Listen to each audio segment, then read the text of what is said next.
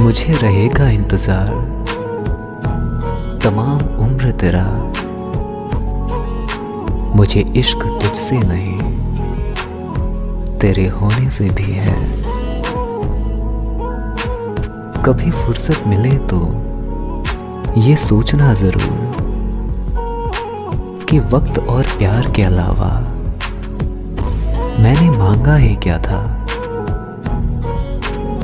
शुरुआत तो साहब सब अच्छी करते हैं, मसला तो सारा आखिरी तक बने रहने का है।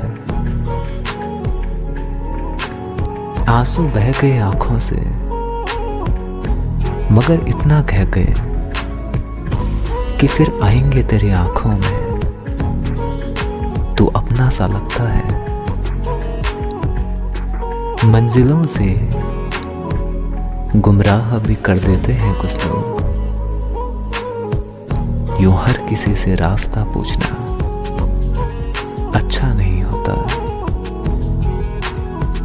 वो लौट आए अपने किसी मतलब से, हम समझ बैठे कि हमारी दुआओं का असर है। कुछ रिश्तों का टूटना भी जरूरी होता है,